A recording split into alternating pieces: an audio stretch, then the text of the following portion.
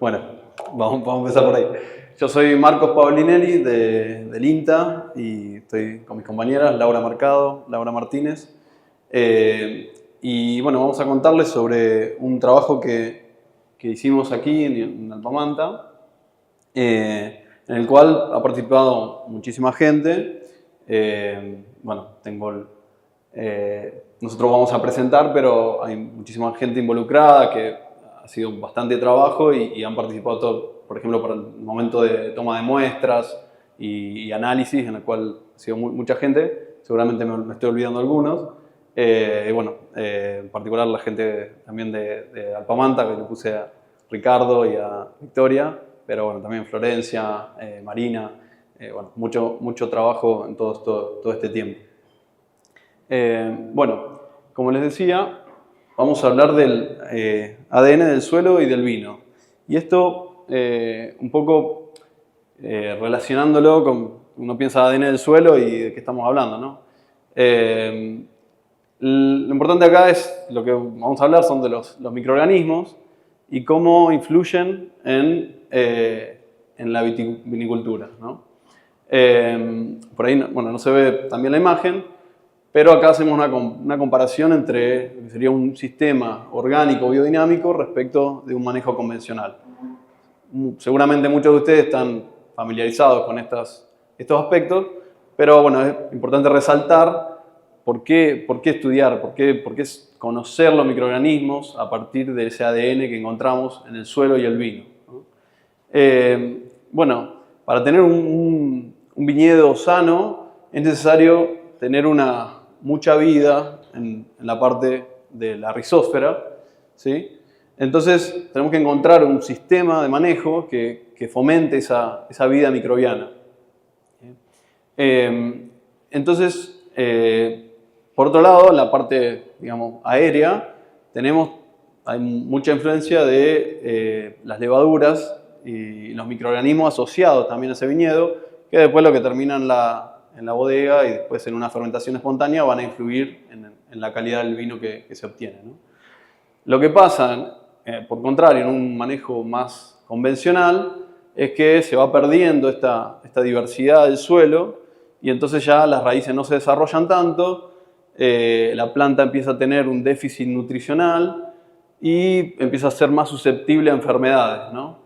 Entonces después tenemos que agregar más pesticidas y empezamos en un ciclo en el cual siempre hay que agregar más insumos para poder mantener a la planta estable.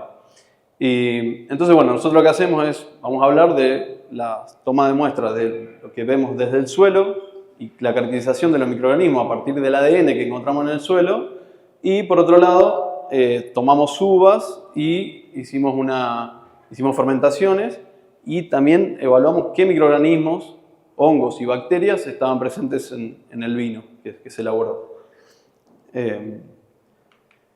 Entonces, siguiendo con esta idea, ustedes saben, bueno, ya también el trabajo en la bodega, una vez todo lo que venga del viñedo va a influir en la calidad del vino que se va a elaborar.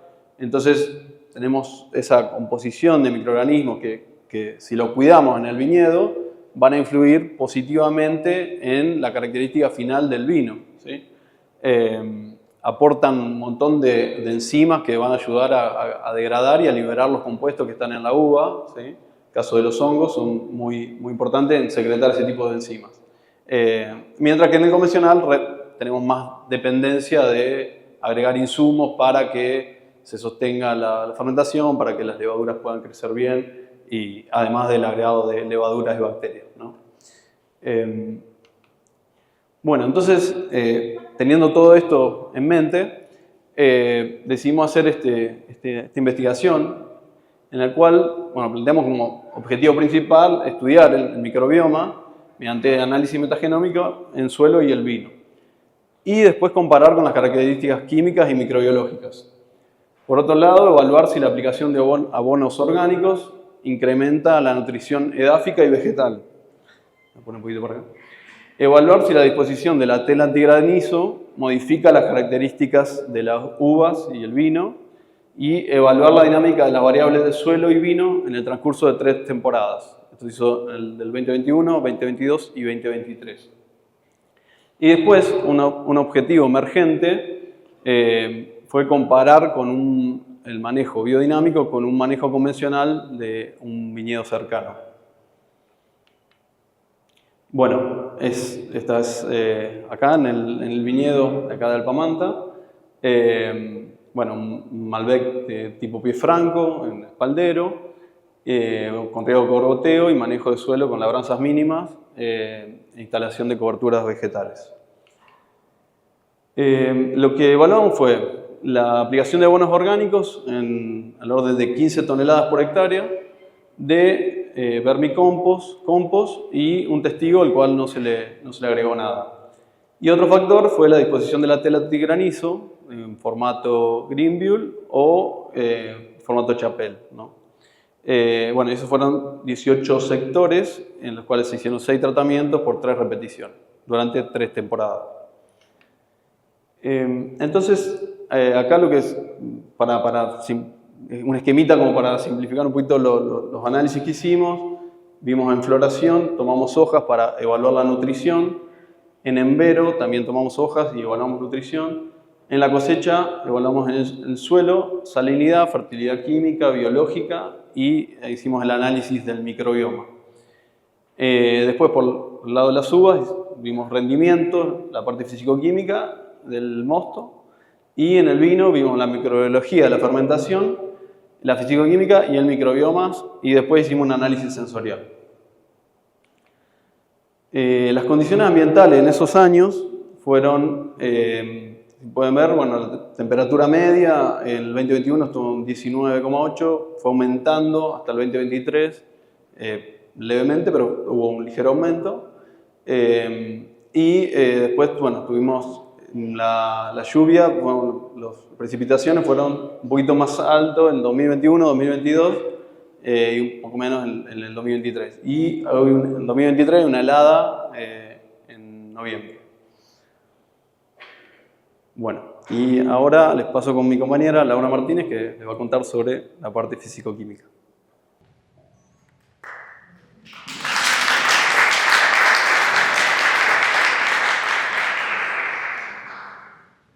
Bueno, buenos días. Como bien decía Marcos, yo vengo del laboratorio de suelo, así que le voy a explicar o contarles los resultados que obtuvimos relacionados a la parte físico-química, química y microbiológica del suelo. Bueno, así como hoy se conmemoran muchos eventos que han estado mencionando anteriormente, hoy también es el Día Mundial del Suelo, en el cual el lema de este año, y que se relaciona muy bien con lo que nosotros venimos estudiando en este ensayo, es cuidar los suelos a través de la medición, del monitoreo y de la gestión. Es muy importante, yo siempre cuando trabajo con los productores o hacemos diferentes servicios, es valorar esa parte de la medición. Muchas veces nos guiamos por recetas y no medimos para poder conocer realmente nuestro sistema edáfico. Así que bueno, siendo hoy el Día Mundial, los invito a que también reflexionemos sobre esto. Yéndonos directamente a los resultados del ensayo, la salinidad, que es un factor y una variable muy importante en esta región, ya que nuestros viñedos principalmente son regados, es decir, son irrigados, y muchas veces debido a diferentes manejos pueden, ya sea por diferente manejo, tener una salinidad alta o porque la región en la que se encuentra también pueda presentar características salinas. En este caso particular, siendo en Ugarteche, que hay un posible riesgo de salinidad, en este caso el suelo no es salino. Durante las 3 temporadas, como ustedes pueden observar, la salinidad se mantuvo por debajo de 2 decisiemen por metro, cuando un valor de salinidad es por encima de 4 decisiemen. Esto está indicando, aunque no hubo diferencia con las diferentes aplicaciones de compost y vermicompost respecto del testigo, es importante valorar el manejo del riego. Sumado a esto, la determinación de cloruros, que eso también puede afectar consecuentemente en la fisicoquímica del vino, también se encontró por valores por debajo de 10 miel equivalente por litro. La textura de este suelo es franco a franco limoso. Esa imagen también ustedes seguramente, como bien decían, van a ir a visitar. Así es como nos encontramos durante toda la temporada con ese tipo de vegetación, tanto en el interfilar como en el camellón. Con respecto a las variables relacionadas a la fertilidad del suelo, las dos variables que encontramos que dieron diferencia significativa en este ensayo fue el fósforo y fue en la aplicación de vermicompost. Acá en Alpamanta, usualmente ellos usan compost, que lo preparan ellos mismos, y en este ensayo fue un desafío poder evaluar la aplicación de este abono orgánico, el cual intervienen lombrices en su proceso de obtención y el cual dio características diferenciales químicas que pudo favorecer a un incremento notable, como ustedes pueden observar, del fósforo en las parcelas aplicadas con vermicompost. Eso se detectó el primer año, que fue en la temporada 22. En el segundo año, temporada 23, se encontró un incremento del nitrógeno. En este caso, también correspondió a una aplicación de vermicompost, ya se diferenció por el sistema de la disposición de la malla antigranizo, siendo el Greenville donde más se incrementó este elemento. Siguiendo con la nutrición vegetal, una de las variables que más pudimos detectar diferente significativamente fue el nitrógeno, y la que realmente estamos mirando permanentemente en nuestras plantas, fue en el muestreo de Envero, en el nitrógeno en peciolo para la temporada 2022. De esa manera se encontró diferencias significativas, lo cual eso provocó que en el próximo año en floración el nitrógeno en limbo también fuera mayor.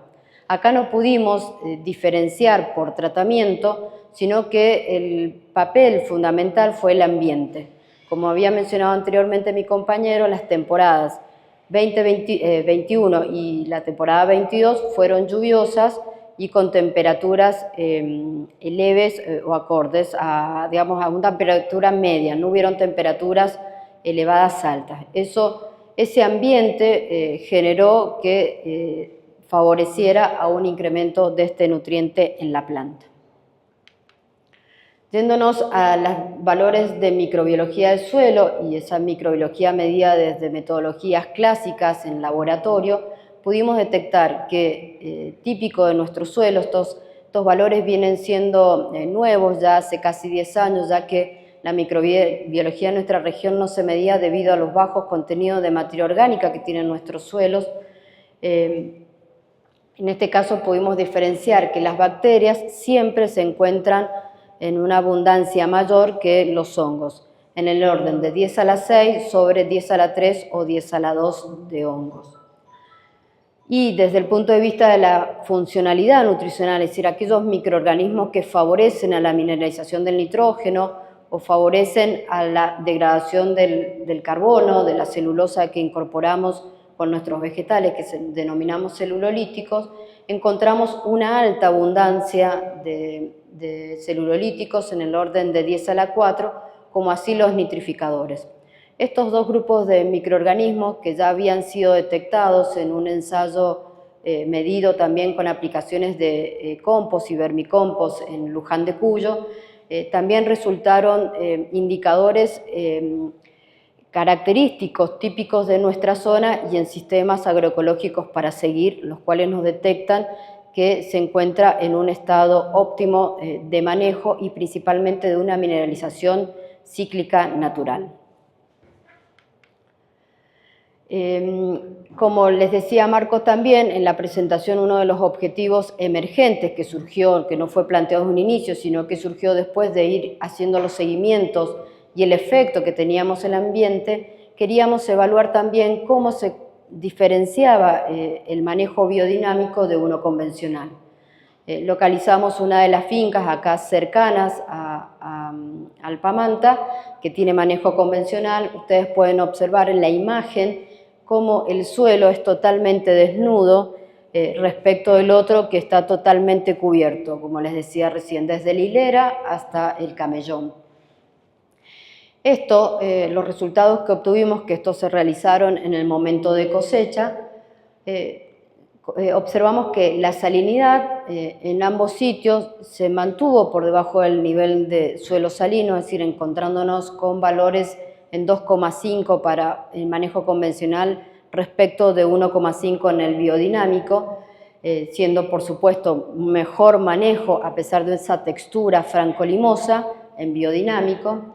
Los cloruros solubles en el extracto de saturación también se encontraron por debajo de ese tenor de posible toxicidad, y con respecto a la materia orgánica encontramos un valor de 1,5 para el caso convencional y por encima de 2. Ahí no sale bien el número, pero fueron 2,7% de materia orgánica que podemos detectar.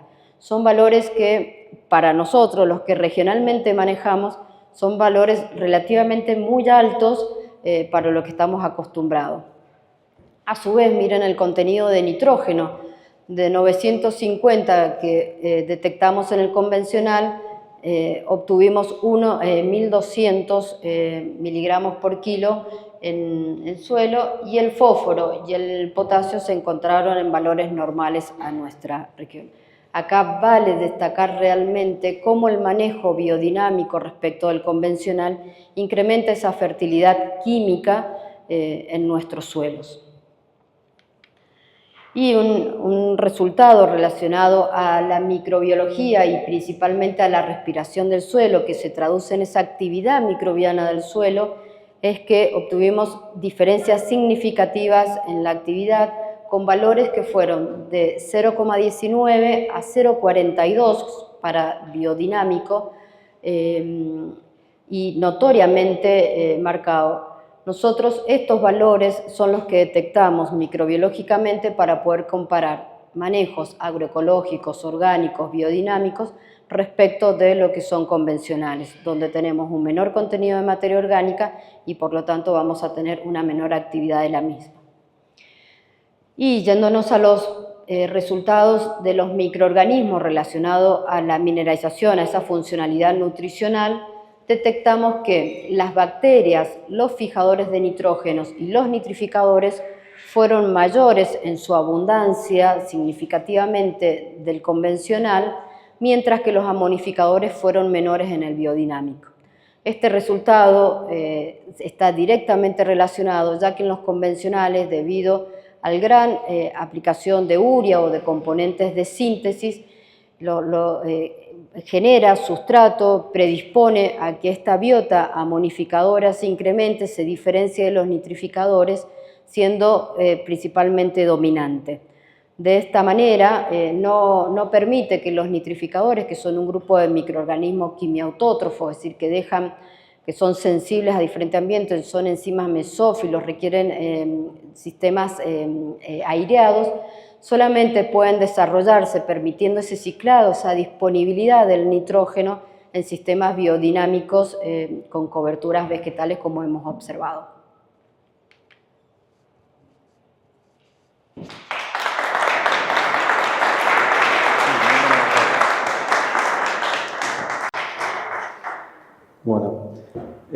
Bueno, retomamos con el microbioma.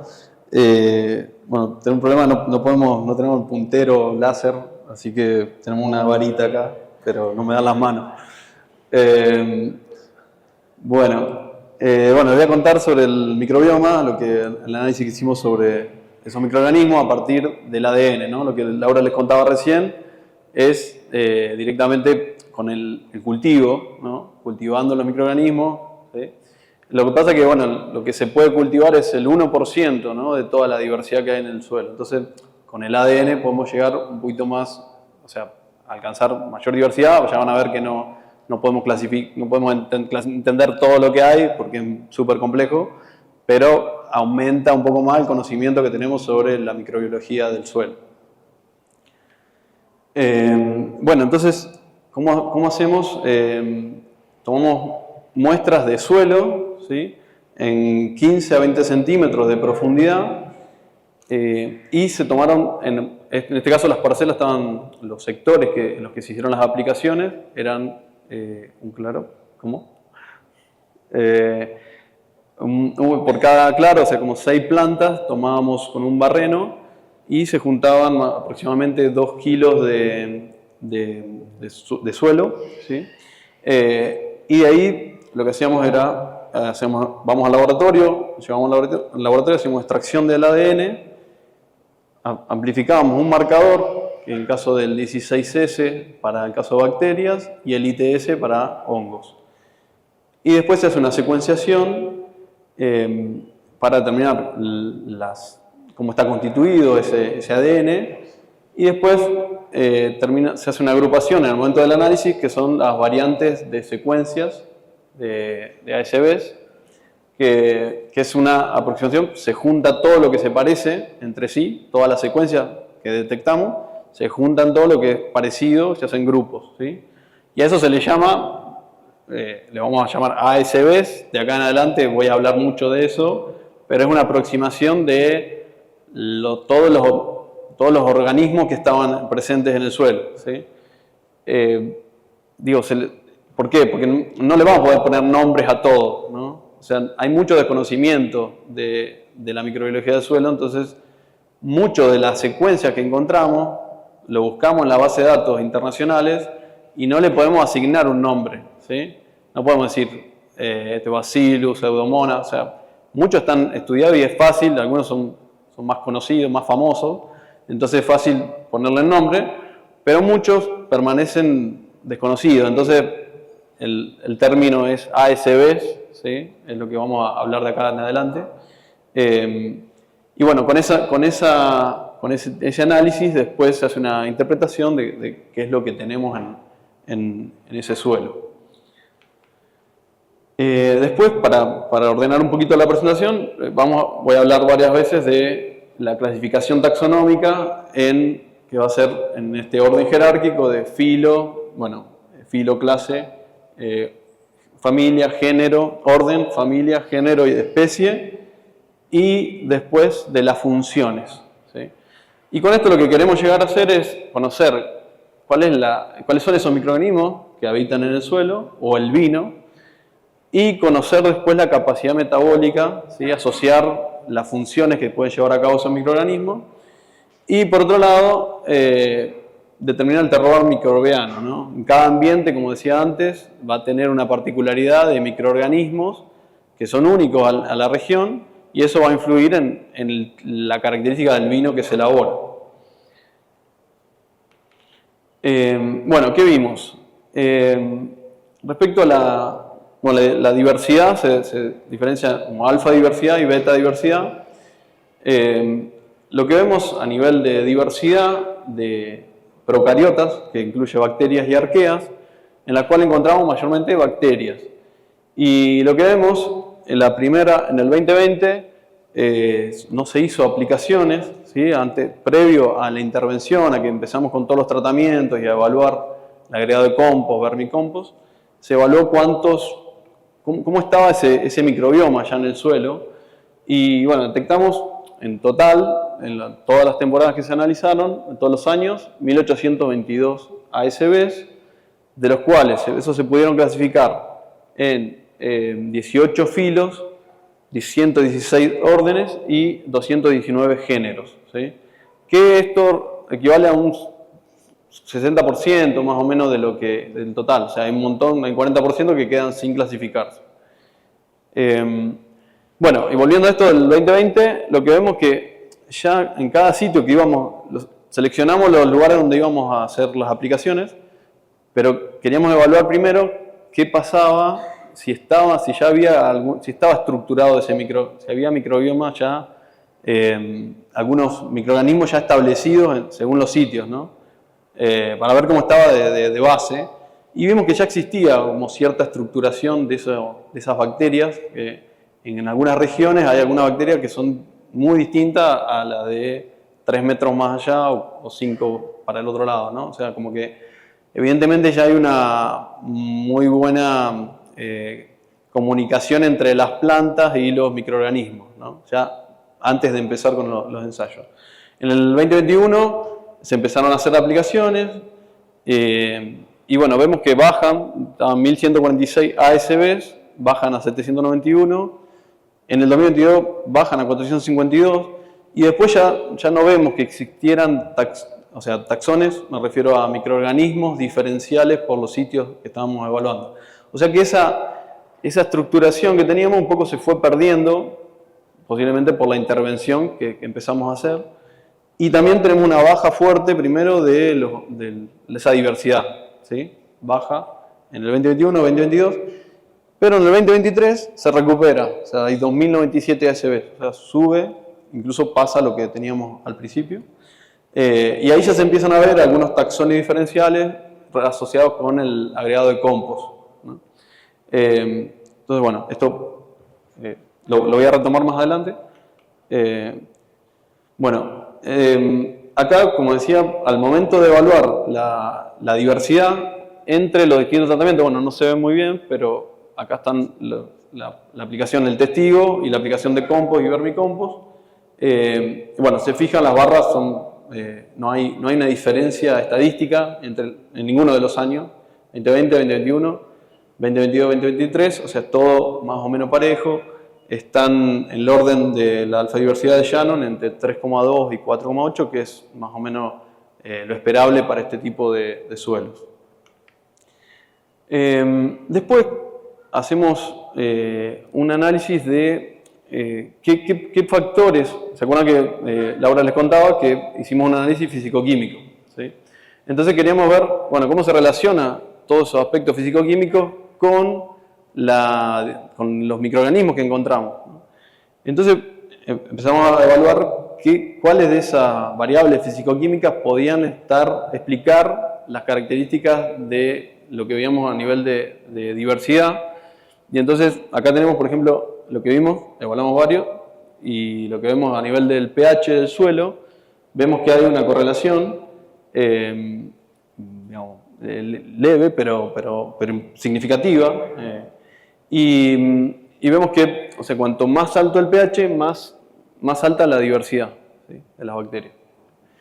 Y después lo vemos que también eso tiene una explicación, acá está la gráfica del pH, que también en el 2022 baja el pH del suelo y después sube. Es muy ligero, muy poquito, o sea, 7,5 y después sube a 7,9. ¿Sí? Uno puede decir, bueno, ¿qué efecto puede tener eso en el pH del suelo a nivel...? Pero los microorganismos responden a eso, o sea, eso es lo que estamos viendo. Las bacterias están respondiendo a esa pequeña variación de pH. Y bueno, entonces hay cierta correlación en eso. Baja la diversidad del 2022, después se recupera y podría estar asociado a ese cambio del pH del suelo, ¿sí? Acá los tratamientos no hicieron ningún efecto, ¿no? O sea, acá estamos, todo lo que hicimos de aplicado de compost y todo, no cambiaron, no diferenciaron los microorganismos, ¿no? Lo que veíamos es un efecto de la temporada por el efecto del cambio del pH del suelo. Y como les decía, bueno, otro aspecto es ver la beta diversidad, que es decir, bueno, cómo se agrupan esos, los ponemos en una gráfica dimensional y vemos cómo se agrupan cada una de las muestras, ¿sí? Entonces, cuanto más juntitos están los puntos, más se parecen entre sí respecto a la composición bacteriana. Y bueno, vemos que, como lo mismo que veíamos antes, hay un efecto muy del año, ¿sí?, que ordena un poco. Y si los pintamos con colores según el pH que teníamos, vemos que hay bueno, responde esa relación también, que esos se parecen más entre sí por ese cambio del pH, ¿no? Como que afectó tanto la alfa diversidad como la beta diversidad. Y bueno, y cuando vemos, bueno, son las gráficas, ahora promediando todo, más allá de los tratamientos, juntando todos los datos de los distintos años, vemos cómo van cambiando. Acá les puse más en grande los grupos más importantes a nivel de filo de bacterias.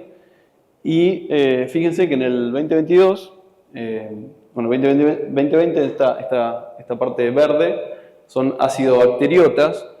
Y fíjense que están bajitas en el 2020, aumentan en el 2021, un poco más en el 2022 y después vuelve a bajar esa abundancia relativa. Y bueno, esta bacteria juntamente responde mucho a las variaciones de pH. Bueno, por otro lado, son importantes las proteobacterias. Las actinobacterias también eran muy importantes antes de las aplicaciones y después baja y después se recupera un poco en el 2023. O sea que esos filos bacterianos, que incluyen un montón de microorganismos, ¿no? Un montón de bacterias, tienen un cambio muy importante por la intervención y más que nada por esos cambios de pH. En respecto a los hongos, bueno, vemos, acá un año no pudimos procesarlo en las muestras, tuvimos algunos problemas. Entonces, bueno, les muestro el 2022, el 2023. Se fijan, son 608 ASVs, es bastante menos que las bacterias, pero es significativo para los viñedos, para esta zona, para este tipo de suelos, es bastante diversidad de hongos. Y bueno, vemos que también había 454 ASVs, después disminuye y después vuelve a aumentar en el 2023. O sea, el 2023 como que se recupera esa diversidad. Y bueno, cuando vemos cuáles son a nivel de orden, vemos que fíjense que esta barrita son los sin identificar, o sea, todo lo que no podemos clasificar, ¿sí? Es bastante significativo. Y vemos que los mortirelales también estaban bajitos en el 2020, aumentan y después vuelven a disminuir. Y también vemos, importante, cambios en agaricales y glomerales. Los glomerales son asociados con la formación de micorrizas, que es un grupo importante y que están muy representados en este viñedo. Hay mucho de este tipo de micorrizas arbusculares. Bueno, como les contaba Laura, hicimos la comparación del convencional con el biodinámico y vimos a ver qué diferencia había a nivel de microbioma. Bueno, y lo que vemos es que a nivel de bacterias, primero hicimos un análisis de la relación de los ASVs de hongos con los ASVs de bacterias y veíamos que veníamos teniendo un aumento en la parcela de acá de Alpamanta, el biodinámico, va aumentando y entonces en el último año comparamos con qué pasaba en el convencional y vemos que estaba muy afectada la presencia de hongos en el convencional, hay muchísimo menos hongos, ¿sí? Y vemos, entonces comparamos cuáles son las bacterias que teníamos, ¿sí? Y qué funciones podían estar llevando a cabo. No hace falta ver los nombres, pero créanme que muchas están asociadas con en el convencional había más cantidad de bacterias, pero muchas asociadas con la respiración de nitrógeno o la modificación o asociadas al nitrógeno, pero porque hay una abundancia, pero o sea, muchas haciendo llevando la misma función, ¿sí? Entonces no son benéficas en el sentido que es más diversidad de bacterias, pero no están cumpliendo una función que es aprovechar ese nitrógeno extra que está disponible en ese manejo convencional.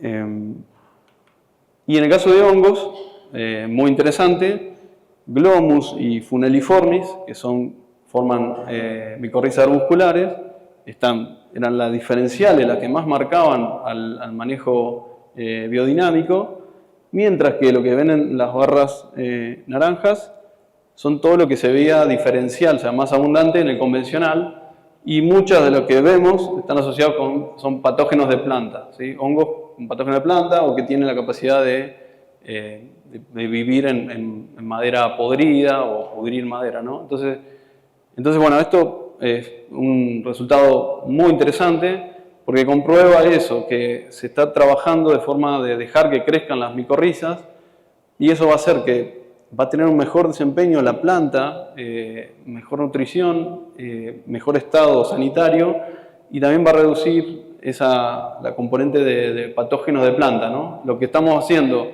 en un manejo convencional es estamos enriqueciendo en algunos hongos que son más bien patógenos, ¿sí? Entonces, bueno, creo que las micorrizas arbusculares están recontra estudiadas y se conoce mucho de que son muy importantes para el desarrollo de un viñedo. Bueno, y ahora hacemos otro cambio, pasamos con Laura Mercado.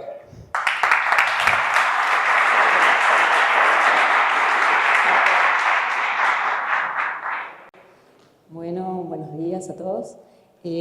Seguimos en esta historia que les vamos a ir contando y todo este panorama que ya está cubierto por compañeros, donde termina en el vino, y esa es la parte que les voy a contar ahora. Primero explicarles cómo procedimos para hacer este estudio, desde la cosecha, descobajado, molienda, incubado, todas esas etapas se realizaron en condiciones de asepsia que le denominamos, es decir, cada sector del viñedo en el cual se hacía una aplicación, una parcela, se manejó en forma individual, evitando en todo momento la contaminación entre las distintas parcelas. ¿Sí? Entonces, por eso se realizó en condiciones de asepsia y luego en condiciones de laboratorio, en nuestro laboratorio en INTA. Seguimos las etapas habituales de vinificación, fermentación espontánea, sin ningún tipo de agregado ni corrección. Posteriormente del descubado, los vinos permanecieron en cámara para la fermentación maloláctica, posteriormente fueron a cámara de frío para estabilización, fraccionamiento y finalmente los análisis del vino y la degustación correspondiente. En cada una de las etapas de esta vinificación vamos a resaltar algunos aspectos. Durante la fermentación, principalmente la parte microbiológica, les voy a contar. Y antes que nada, la materia prima. Cuando nosotros tenemos esos mostos, los analizamos cada mosto separado de cada una de las parcelitas, que es lo que pudimos ver primero, que no había en cada vendimia un efecto de tratamientos, es decir, que no había diferencias en los parámetros más generales de los mostos, que son los que les muestro aquí, que son Brix, pH y densidad. Para el mismo año no había diferencias. ¿Dónde encontramos diferencias? Entre temporadas, y es notable que la temporada 22, que es la del cuadrito rojo, mostró menor Brix, menor pH y menor densidad, es decir que muestran una condición un poco de menor madurez estas uvas, estos mostos. Bien, con esta materia prima hicimos fermentaciones espontáneas y en este gráfico lo que les quiero mostrar es, con el ejemplo de la fermentación del año 2023, cómo transcurrieron todas estas fermentaciones espontáneas. En el primer grupo de barritas, que tiene colores distintos, corresponde a los mostos. Los mostos siempre tienen poblaciones, estamos hablando de poblaciones detectadas en placa, en cultivo, variadas siempre en los mostos. Encontramos hongos, que es normal, encontramos distintos tipos de levaduras. En el caso de la barrita azul es el grupo de levaduras que llamamos no Saccharomyces en general. La barrita amarilla siempre va a ser levaduras apiculadas, que es un tipo de levadura no Saccharomyces, pero la vamos a ir mirando por separado. Y las barras verdes son levaduras Saccharomyces. En este ejemplo, y en todos los mostos, no tenemos levadura Saccharomyces, que es lo normal. Están presentes, pero su proporción es muy baja, no la podemos detectar por recuento en placa. Cuando la fermentación va transcurriendo, que son las distintas etapas que va el grafiquito mostrando, las poblaciones van variando. Iniciada la fermentación, aumenta en todos los casos las levaduras apiculadas, que es la barra amarilla, son las que inician el proceso, son las mayoritarias, y después van cediendo ese lugar a las levaduras de tipo Saccharomyces, que es la barra verde que va incrementando. ¿Sí?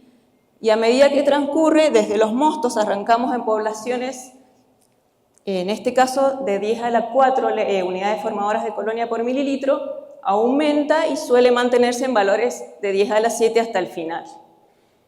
Ese proceso en general se llevó a cabo en todas las temporadas para cada una de las muestras, y ahora les voy a ir mostrando qué pequeñas diferencias encontramos de año a año. Esto está un poco cargado, no sé qué tanto se alcanza a ver, lo vamos a ir viendo de a poquito y les cuento qué es lo que le queremos mostrar. A ver si vamos a usar el puntero. Empecemos por acá.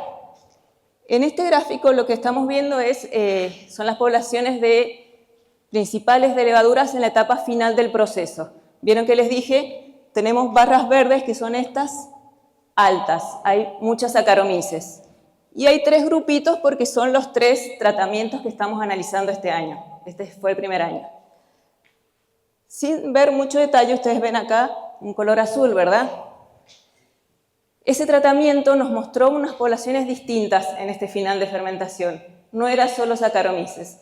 Cuando nosotros estudiamos esta fermentación siguiendo la dinámica que le llamamos la disminución de la densidad, este tratamiento que acá tenía colores distintos es el que está allá arriba. Una fermentación más compleja, más lenta y que no pudo terminar cuando procedemos al descubre. ¿Cómo se traduce luego en el vino eso? Tenemos este gráfico que está aquí. Son las variables, 3 variables de vinos, ¿sí? Es etanol en amarillo, azúcar total en verde y en gris la densidad.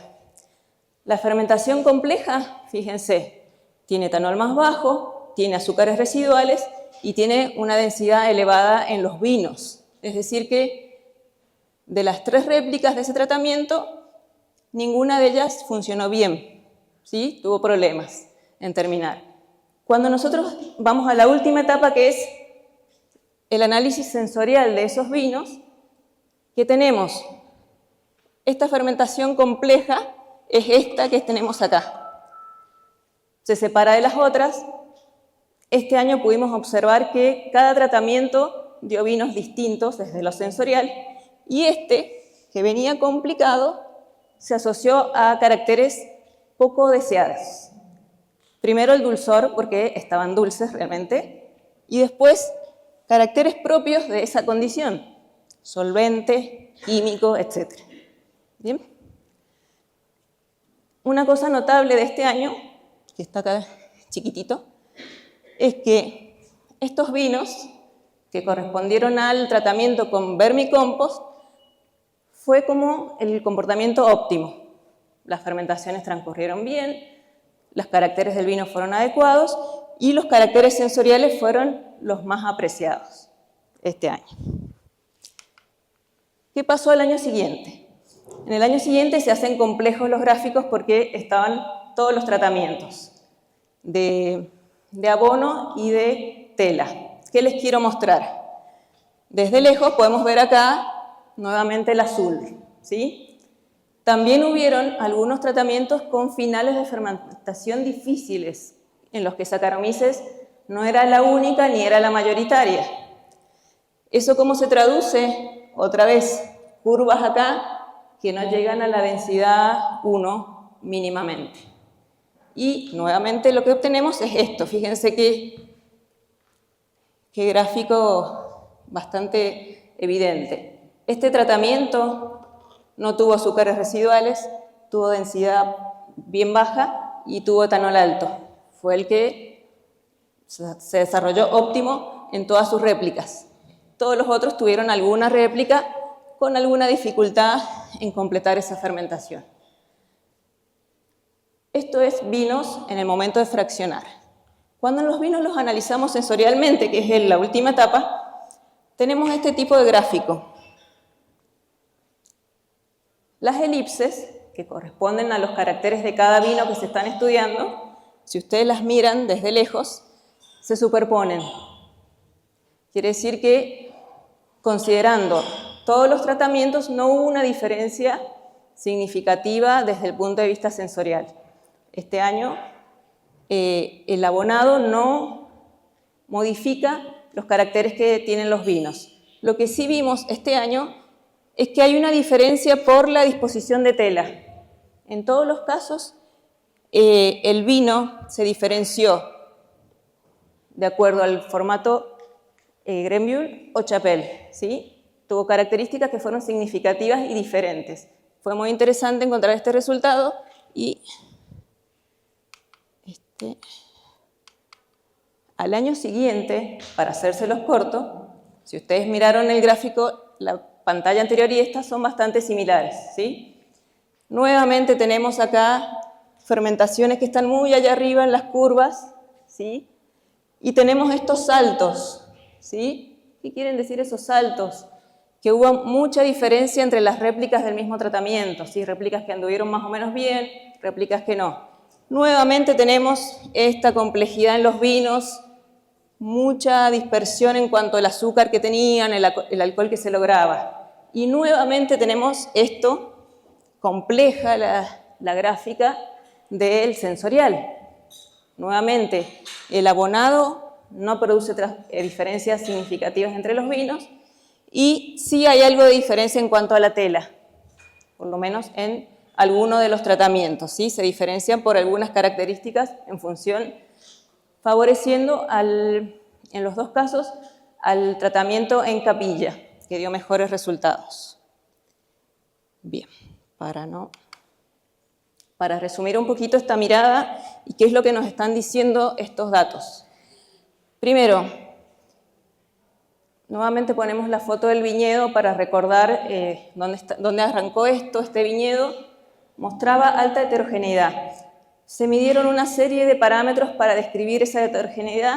No se pudieron presentar hoy por una cuestión de tiempo, pero ¿eso a qué conduce? Conduce a fermentaciones que fueron muy complejas, con alta competencia entre las poblaciones de levaduras presentes, con una competencia que fue diferente en cada una de las fermentaciones, cada una se comportó distinto, y a qué nos conduce a vinos que son a la vez complejos, con diferencias como las que ya les mencioné antes, pero también con una expresión común, es decir, en las temporadas 2022 y 2023, todos los vinos fueron descritos con una serie de parámetros que fueron muy interesantes y que los caracterizaron en su conjunto, a pesar de que eran muy diferentes entre sí. Y esos caracteres que los identifican creo que son bastante deseables. Son caracteres aromáticos o de percepción en boca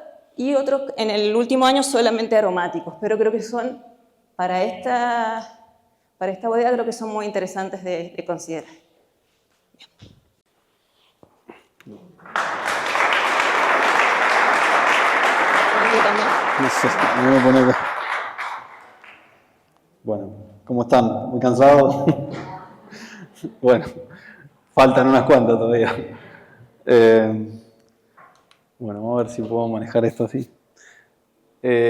Bueno, volvemos al microbioma. Entonces, ahora es más o menos lo mismo que les decía antes, el mismo análisis, pero ahora partiendo de estas fermentaciones que les mostraba Laura recién. Al 75% de la fermentación sacamos 50 mililitros de ahí del tanque y eso se centrifugó y con el pellet, ya con muy poquito, con 100 miligramos de ese pellet, se hicieron el análisis para ver qué hongos y bacterias teníamos.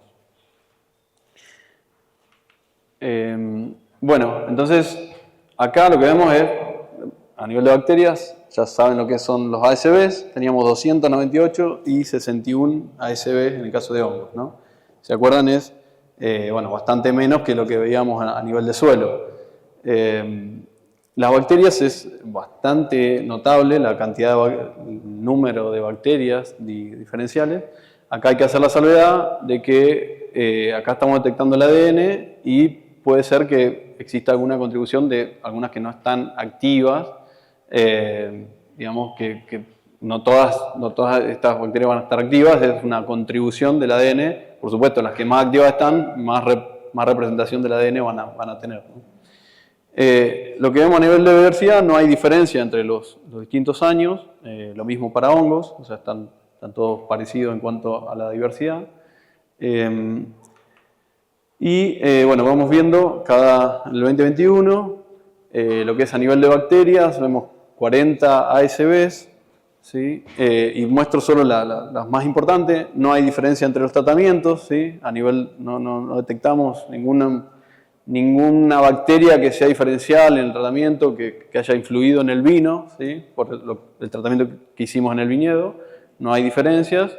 Vemos que acá está a nivel de orden, ¿sí? La clasificación taxonómica a nivel de orden son enterobacteriales, burkholderiales, acetobacterales, pisoviales y esfingomonadales. Bueno, no se sabe, digamos, mucho qué es lo que podrían estar haciendo esas bacterias ahí. Se sabe que las enterobacteriales están más asociadas con el metabolismo de nitrógeno. Pero bueno, eso por ese lado. Y después vemos en la vendimia 2022, bueno, parecido, 56 ASBs, pero bueno, vemos algunos cambios en estos órdenes, aparecen diploricketsiales y corinebacteriales, pero bueno, siguen siendo, y ya les adelanto, las 3 temporadas son enterobacteriales, son siempre las más abundantes. Y las otras van variando bastante los órdenes que siguen en abundancia. Y lo que vemos sí llamativo en la siguiente vendimia, en el 2023, vemos que encontramos 709 ASBs, o sea, ahí aumenta mucho. Y si se acuerdan, en el suelo también teníamos un aumento de ASBs, ¿sí? Entonces, bueno, esto, nada, algo interesante. Bueno, y seguimos enterobacteriales más abundantes. Acá aparecen bisinamibacteriales que no se habían visto antes, que bueno, en suelo son muy comunes. Y acá aparece bacilales también, que no estaba antes. Bueno, eso es lo que podemos decir a nivel de bacterias. A nivel de hongos, acá ya hicimos... Sí. Dale. Control es sistema biodinámico sin ningún tipo de agregado de... Exacto, sí. Entonces, los hongos, bueno, como van a ver ahora, vamos a hablar de hongos, estamos en el vino y vamos a ver levaduras, ¿no? Lo que acá sí lo vamos a ver a nivel de especie, porque la técnica de secuenciación que usamos nos permite clasificarlo a nivel de especie. Y entonces vemos, el primer año son 44 ASBs, de las cuales las más importantes, bueno, por supuesto, al 75% de la fermentación, es Saccharomyces cerevisiae. Después vemos Hanseníaspora nectarófila, Mechnicovia pulcherrima, Hanseníaspora guillermondi y Aureobasidium pullulans. Bueno, se sabe de las Hanseníaspora que son buenas productoras de ésters y otros compuestos aromáticos, ¿sí? Mechnicovia se usa más como un controlador, puede servir como un controlador de, por ejemplo, Brettanomyces, ¿no? Hay muy poca información, ¿no? A nivel bibliográfico se consigue muy poca información de qué funciones tienen a cabo este tipo de levadura, ¿no? Y Aureobasidium pullulans es un buen productor de pectinasas, aumenta los compuestos aromáticos y también puede funcionar como un biocontrol. Se sabe, ahora están surgiendo muchos estudios de este tipo y Aureobasidium pullulans es muy común obtenerlo en las fermentaciones espontáneas. Respecto a la vendimia 2022, vemos que se mantiene con 49 ASBs, parecido, sigue siendo Cerevisiae la más importante, siguen apareciendo las Hanseníaspora, Nectarófila y guillermondi, sigue Aureobasidium pullulans y hay otra Mechnicovia, que esta se asocia con la producción de notas florales y frutales, producción de glicerol, terpenos, así que bueno, también es otra interesante. Y la última vendimia vemos que aparece Schizosaccharomyces japonicus, que antes no la habíamos detectado, y siguen apareciendo Nectarófila y guillermondi, ¿no? Entonces, interesantísimo es eso que estas no Saccharomyces, no Saccharomyces cerevisiae, son estas dos Hanseníasporas que están presentes siempre, principalmente la Nectarófila, un poquito más abundante que la guillermondi. Y bueno, eso es muy interesante, como que están establecidas en el viñedo y bueno, podrían estar contribuyendo a hacer alguna diferenciación en los vinos que se obtienen de este viñedo. Bueno, ahora para resumir, como les mostraba antes, juntamos todos los años, digamos, sin separar por tratamiento y vemos cuáles eran las más abundantes. Esta que se ve acá, lila, el Pantoea, ¿sí? Vemos que no está presente en el 2021 y empieza a aumentar en el 2022 y es muy importante en el 2023. Mientras que Gluconobacter, ¿sí? Está presente en el 2021, baja casi bastante en el 2023, ¿sí? Entonces, como una correlación, bueno, acá está Cetobacter también, que bueno, interesante. Acá está presente, acá casi no está, acá un poquito y acá algo también. Pero esta correlación inversa entre la presencia de Pantoea y Gluconobacter, bueno, es algo interesante que sería, bueno, no se sabe mucho tampoco de qué función tiene esta bacteria, pero bueno, parece que podría correlacionar inversamente con la presencia de Gluconobacter, que no es tan deseable. Bueno, y en términos de levadura, por supuesto, Saccharomyces cerevisiae es lo más abundante, y bueno, como les decía, las dos Hanseníaspora, algunas están sin identificar, y Mechanicogia y Schizosaccharomyces que aparecen en una temporada y después ya no aparecen, o sea, caracterizan algunas de las temporadas, ¿no? Como les mostraba antes, para el caso del suelo, evaluamos las variables físico-químicas en relación con la diversidad de los hongos, mayormente las levaduras, que teníamos en el vino, y vemos cierta relación entre, bueno, acá una relación inversa, entre la diversidad de estas levaduras y el contenido de alcohol, ¿sí? Para acá, mayor contenido de alcohol, final, o sea que a mayor diversidad, menor contenido de alcohol. Y por el contrario, vemos en el pH una relación directa en la cual cuanto más alto el pH en el vino, mayor diversidad. Bueno, entonces ahora sí llegamos a las conclusiones. Bueno, va a ser largo. Bueno, respecto a la caracterización físico-química y microbiológica, vimos que la aplicación de vermicompost incrementó el fósforo disponible en el primer año, mientras que el nitrógeno total aumentó el segundo año. Respecto al ADN, vimos que en microbioma de suelo no se observaron diferencia entre tratamientos en la composición microbiana, pero sí al comparar por temporadas. Vemos esta relación entre mayor pH del suelo, mayor diversidad bacteriana, con aumentar el pH disminuyen las acidobacteriotas. Respecto a la comparación con el viñedo convencional, vemos este aspecto de la fertilidad química y biológica, que fue mayor en el manejo biodinámico. Hay mayor actividad microbiana y abundancia de hongos y bacterias nitrificadoras, ¿no? Lo que vimos a nivel microbiológico también lo corroboramos después con el microbioma. Lo que vemos es, en el microbioma, como les decía, hay presencia de micorrizas, baja abundancia de hongos patógenos de planta, ¿no? En el viñedo biodinámico. Los grupos bacterianos se relacionan con funciones benéficas como fijación de nitrógeno, promoción del crecimiento de la planta, descomposición de la materia orgánica y ciclado de fósforo. Respecto al vino, vemos que en respecto físico-químico y microbiológico, vemos que la aplicación de vermicompost en el primer año mostró una fermentación más rápida y sin rastro de azúcares. Las vinificaciones resultaron muy heterogéneas en las temporadas. Respecto a los caracteres sensoriales, la tela antigranizo fue la que produjo más diferencias sensoriales y cada vendimia fue diferente en las características organolépticas de los vinos.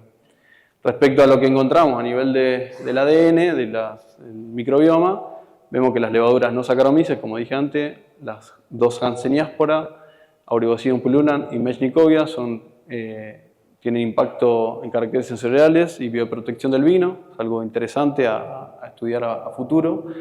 Hay que tener cuidado con la posibilidad de aumento de acidez volátil al final de la fermentación y importante hacer monitoreo de este aspecto. Respecto a la bacteria, como dije, la relación de Pantoea y Gluconobacter en vinos 2023, algo interesante. No hay información, así que es un aporte en conocer estas bacterias y el rol de estas bacterias. Y también hay un riesgo de posibilidad de aumento de la acidez volátil, o sea que hay que monitorear. Y bueno, como les mostraba al final, la correlación de la diversidad de hongos y el pH y la diversidad de levaduras y alcohol, también es algo interesante desde la perspectiva de hacer fermentación espontánea. Nosotros lo vimos, cada fermentación es un mundo y cambia muchísimo. Entonces, bueno, empezar a entender esa diversidad como para ver si la diversidad es importante, sí, pero quizás no tanto porque empieza a tener, digamos, algún otro tipo de complicación en el vino que se elabora. Entonces, empezar a evaluar cómo viene eso a nivel de lo que viene del viñedo. Y esto es interesante resaltar que ese aumento de diversidad que vimos a nivel del suelo, justamente ese año también lo vemos a mayor diversidad en las bacterias que vemos en el vino, ¿no? Entonces, todo lo que está haciendo en el viñedo va a influir muy claro en la vinificación, sobre todo si se hace fermentaciones espontáneas, ¿no? Entonces, bueno, eso, espero no haberlos aburrido. Ahí están nuestros correos.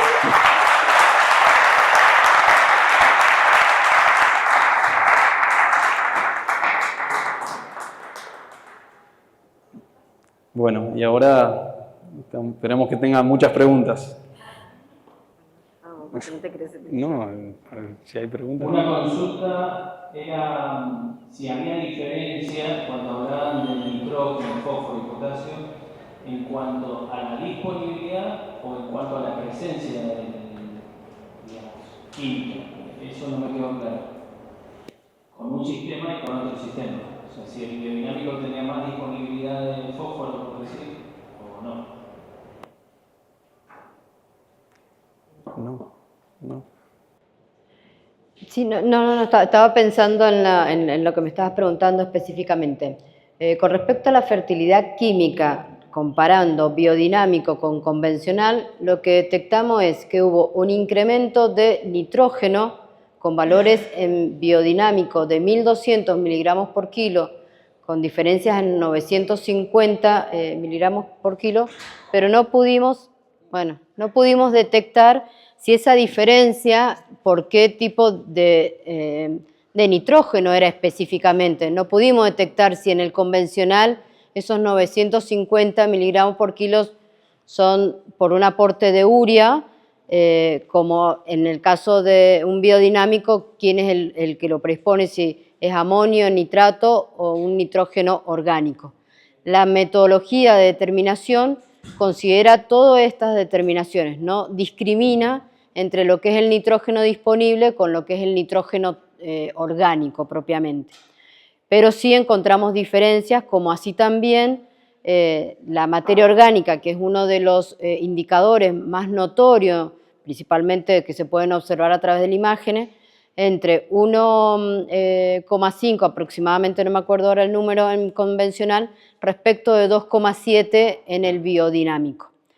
En el caso del fósforo no se encontraron diferencias. Nuestros valores, nosotros usamos acá una metodología regional, que es una metodología de una extracción en un agua carbonicada, es decir, que se hace con dióxido de carbono, que no es ni la Olsen ni la Braykur, para los que a lo mejor no nos visitan de afuera. Y esa determinación regionalmente, valores entre 3, 4 son valores normales de suelo, de contenido de fósforo en suelo. Nuestros valores o los valores encontrados nos dijeron que en el convencional había 5 miligramos por kilo respecto de 7. No dieron diferencias significativas y se encontraron casi en el mismo valor. Pero sí con respecto a la materia orgánica y el nitrógeno.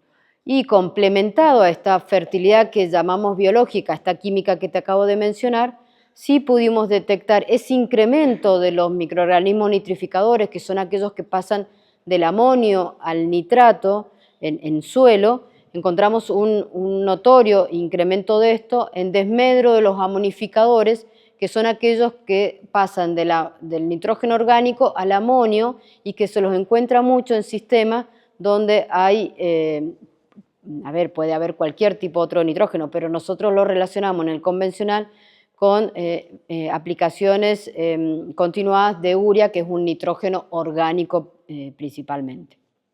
No sé si contesté la pregunta. Yo tengo una pregunta, voy a ir por partes porque va para todos, un poquito para todos. Dale. Digamos, se intentó desde el principio con el slide, donde nos proponíamos un paisaje convencional y biodinámico, hacer una relación a la calidad del vino y sobre todo posteriormente a la extracción molecular, ¿no? Yo primero que no veo que, y perdón, pero digo, suena como en contra, pero no, totalmente a favor, porque me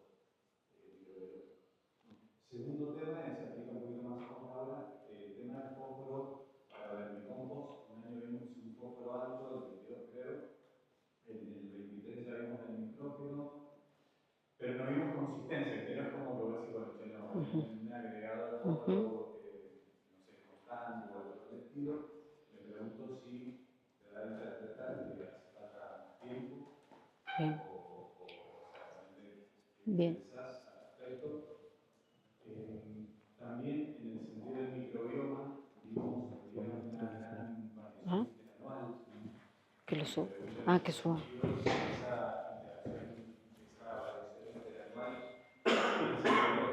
Factores o necesita más tiempo para establecerse. Y por último, en el tema de los virus, veíamos que en el 2020 uno de los tratamientos como que después fue un poquito más consistente con respecto a la tela. En el 2020 uno de los tratamientos que frenó fermentación.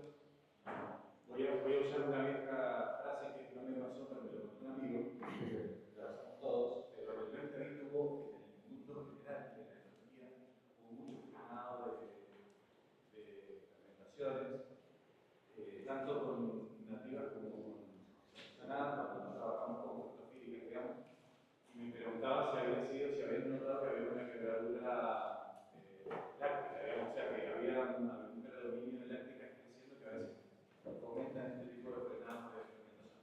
Bien. Sobre todo eso y agradecerles por compartir, parece que para nosotros son un montón de trabajo. Bueno, gracias Pepe. Bueno, voy a tratar de irme acordando de todas las preguntas, al menos las referidas a mi temática.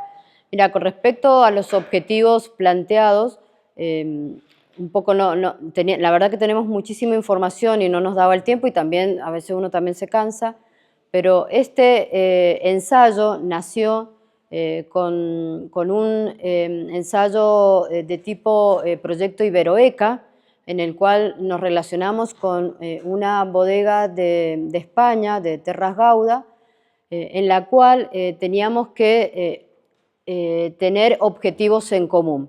Uno de ellos era la aplicación de vermicompost. Acá en Alpamanta sus manejos estaban principal dado con compost, entonces resultaba una novedad. Y a su vez estudiar el efecto de las coberturas vegetales. Sumado por interés también del personal técnico de Alpamanta, era poder evaluar la apertura de la tela en función a esos cambios que podría favorecer en el microclima de las uvas y también de las hojas. Obviamente cuando evaluamos estos 3 años nos damos cuenta que la impronta, es decir, el mayor factor es las condiciones ambientales, es decir, lo que no podemos denominar clima, porque van cambiando año a año como quisimos mostrar.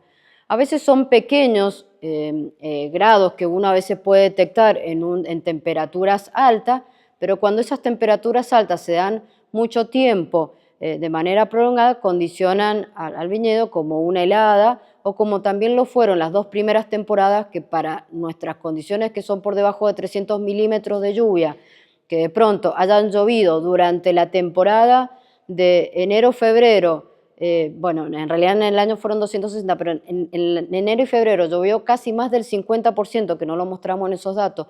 Es decir, realmente todo esto nos condiciona un montón nuestros factores que nosotros podamos evaluar, que seguramente si lo haces bajo condiciones controladas en un laboratorio va a dar otro valor, pero lo queríamos evaluar de manera real.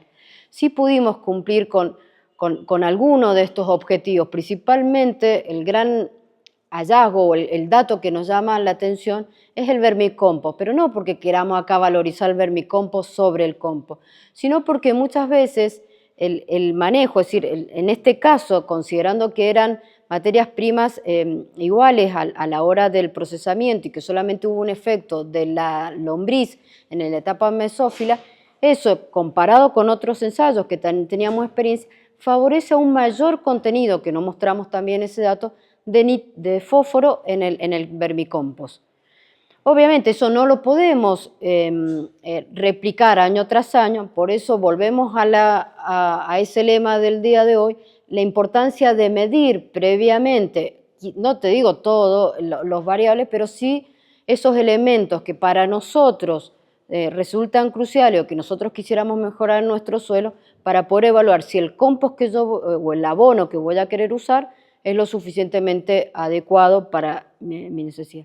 Pero sí pudimos detectar esa diferencia, principalmente en vermicompost, tanto en el fósforo como en el nitrógeno en suelo, como también después en vino lo encontró Laura. Después, otra de las preguntas que me hacías con respecto a, perdón, que ya me fui de...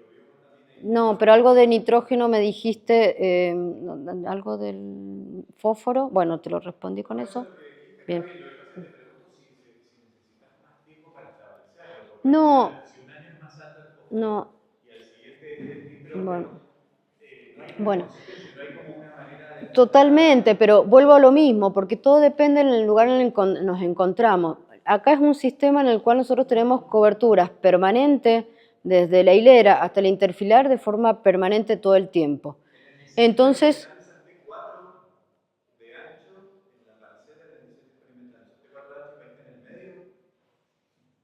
no, el diseño experimental contempló 18 parcelas, la cual cada parcela fue un claro de 6 plantas y nosotros tomamos mediciones de suelo a 20 centímetros de la planta, es decir, en la zona principalmente donde se encuentran las raíces y en una profundidad de 0 a 20 centímetros. Y ese comportamiento del abono, seguramente ese mismo vermicompost, si nosotros lo hubiéramos aplicado en el convencional, seguramente hubiera tenido un comportamiento totalmente diferente, a pesar de que nos encontramos en el mismo sitio, pero porque el micrositio en el cual uno instala el abono es totalmente diferente. Entonces, obviamente, el comportamiento va a ser diferente.